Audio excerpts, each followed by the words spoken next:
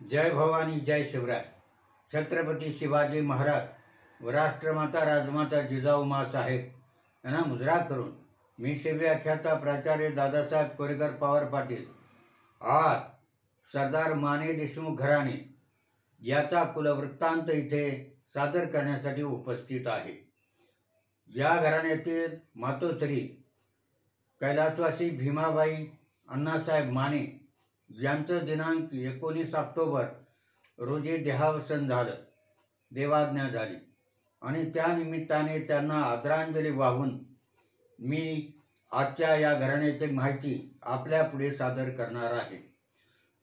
मुळात हे घराणं म्हसवडचं, परंतु पेशवे काळामध्ये हे घराणं मुक्काम पोस्ट नांदेड, तालुका हवेली, जिल्हा पुणे. सध्या या गावाच्या जागेवरती नांदेड सिटी उभी आहे आणि या नांदेड सिटीमधलं म्हणजे पूर्वीच्या नांदेड गावातलं जे प्रसिद्ध घराणं ते माने सरकार घराणं, त्याचबरोबर तिथं जाधवराव घराणं, या दोन्ही घराण्यांची इतिहास प्रसिद्ध वाडे तिथं आपल्याला दिसून येतात. आजपर्यंत मी अनेक मराठा घराण्यांच्या वाड्यांना भेटी दिल्या. 12 मावळातील देशमुखाचा इतिहास पुढे आणताना त्या देशमुखांच्या वाड्यांनाही भेटी दिल्या. मग कंकवाडा असो, धुमाळवाडा असो, अशा प्रकारच्या अनेक वाडे भोर आणि वेल्यामध्ये आपल्याला पाहायला मिळतात.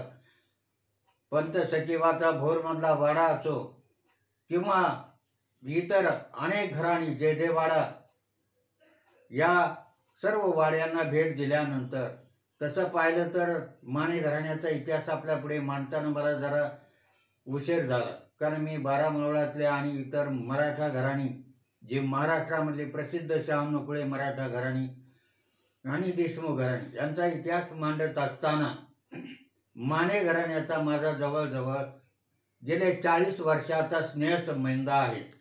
परंतु इतिहासाची माहिती परिपूर्ण असल्याशिवाय बोलू नये असा एक संकेत आहे आणि त्यामुळे आजपर्यंत या घराण्याचा इतिहासाचा अभ्यास केल्यानंतर आज आपल्या पुढे बोलण्यासाठी मी इथं उपस्थित आहे. हे घराणं म्हणजे लक्ष्मणराव बिन चांगोजी माने हे या नांदेडमध्ये पूर्वी स्थायिक झाले आणि त्यांची वंशावळ त्यानंतर तिथं सुरू झाली. अर्थात या घराण्यातील माझ्या माहितीप्रमाणे मागच्या पिढीतील रघुनाथराव माने हे ब्रिटिश काळामध्ये भारतीय आर्मीत होते. म्हणजे ज्या वेळेला मराठा आर्मी हरली गेली, मराठा राज्य गेलं आणि ब्रिटिश आले, परंतु त्या काळामध्ये रघुनाथराव माने हे मोठे पराक्रमी वीर त्या भारतीय सेना दलामध्ये होते. त्यानंतर या वाड्यातले मागच्या पिढीतले शंकरराव माने, ज्ञानेश्वर कैलासवासी ज्ञानेश्वर माने, हेही मी स्वतः ज्यांच्याशी त्या काळामध्ये माझं बोलणं झालेलं आहे, घराण्याची माहिती त्यांच्याकडून घेतली. आणि सध्या हयात असलेले श्री अण्णासाहेब रघुनाथराव माने सरकार हे आज हयात असून हे मागच्या पिढीतले इथले वारसदार आहेत. त्यानंतर आता या घराण्याचा वंशवेल पुष्कळ वाढलेला आहे, त्याचा उल्लेख मी करणार नाही. परंतु जे पूर्वीचे लोक होते ज्यांच्या काळामध्ये हे घराणं पुढे पुढे चालत आलं, त्या घराण्याचा उल्लेख करणं गरजेचं आहे. म्हसवडचं हे माने घराणं इथं स्थायिक झालं. खरं म्हणजे मुळात देशमुखी मिळाली माने घराण्याला ती म्हसवडची आणि त्यानंतर त्यांचा विस्तार महाराष्ट्र आणि महाराष्ट्राच्या बाहेर झाला. अर्थात या वंशाचा कुलवृत्तांत आपल्या पुढे ठेवणं गरजेचं आहे.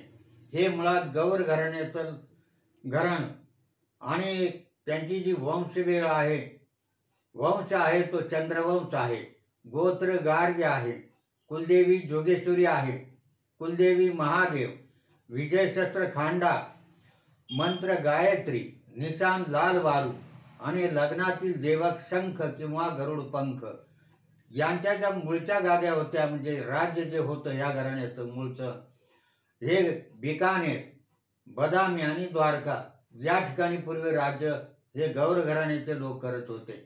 परंतु आपल्याला माहिती आहे जसजशी यवनांची आक्रमणं वाढली आणि तसतशी अनेक घराणी दक्षिणेकडे सरकली.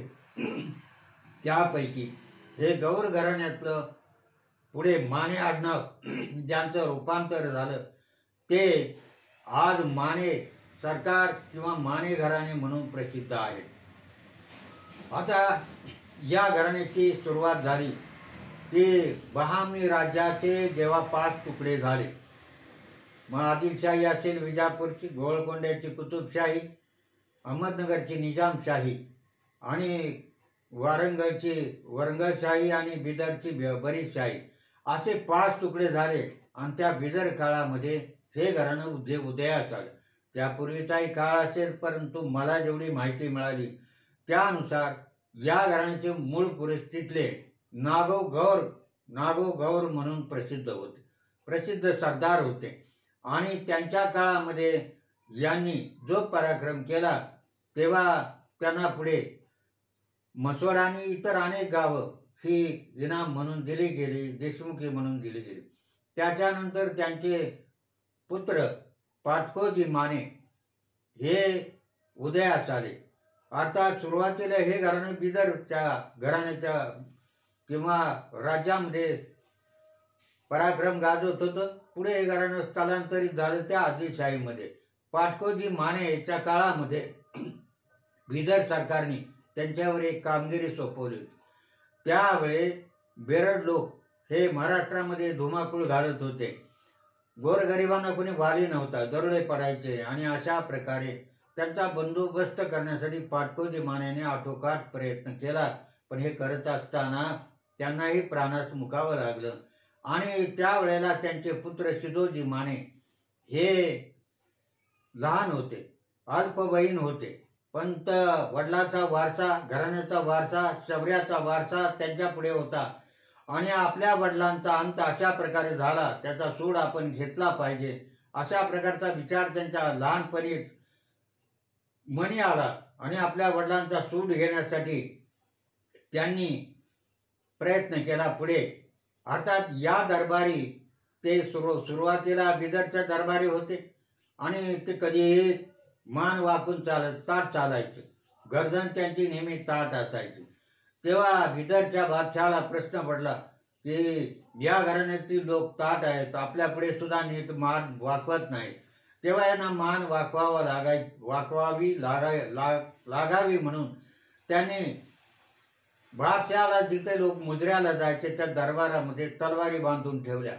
आणि त्यावेळेला सिदोजी माने तिकडे आत जात असताना त्यांची मान कापू लागली. हे बादशहाने पाहिलं आणि त्यांना थांबवलं. रक्त गळू लागलं आणि मग त्यांना ते वाचवलं. बादशहानेच वाचवलं, बादशहानेच परीक्षा घेतली. परंतु मान खाली न घालता सिदोजी माने सरळ पुढे चालत गेले. आणि त्यामुळे बादशहाला त्यांच्याबद्दल अभिमान वाटला. आणि त्यांनी त्यांचा दरबारात सन्मान करून त्यांना पुढे मान कापू लागली, परंतु वाकली नाही. म्हणून त्यांचं गौरपासून आडनाव रूपांतरित झालं माने. आणि हेच मसवडचे प्रसिद्ध माने सरकार, रहिमतपूर, मसवड आणि अनेक भागामध्ये ही देशमुखी त्यांची गावं आहेत. महाराष्ट्रभर आहेत, महाराष्ट्राच्या बाहेर आहेत. त्याचा इतिहास आपण पुढील भागात पाहणार आहोत. पुढे हे घराणं आदिलशाहीमध्ये इब्राहिम आदिलशहाकडे गेलं.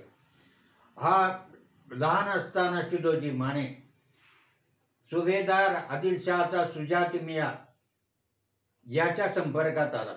आणि आल्यानंतर आत्ता पुढे जरी 16, 17, 18 वर्षाचं वय असेल, त्याने सुजात मियाला सांगितलं की मला आपल्या दरबारी नोकरी द्या, मी तुम्हाला पाहिजे तेवढा पराक्रम करून देतो.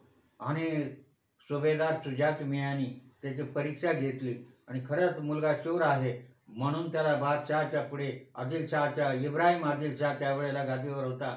इब्राहिम आदिलशहाच्या द्वारा त्याच्या दरबारात प्रवेश झाला आणि 300 होण्याची बिदागी त्यांना मिळाली. बिदर फौजेचा त्यांनी पुढे पराभव केला आणि बदामीचा किल्ला जिंकून घेतला आदिलशहासाठी. आणि अशा प्रकारे पराक्रम केल्यानंतर हे घराणं पुढे आदिलशाही स्थिर झालं. अर्थात हा इतिहास शिवपूर्व काळाचा आहे. हे घराणं शिवपूर्व काळामध्ये आणि शिवकाळामध्ये आणि शिवकाळातल्या मराठशाहीमध्ये, संपूर्ण मराठशाहीमध्ये कार्य करताना दिसतं. ते आपण पुढे पाहणारच आहोत.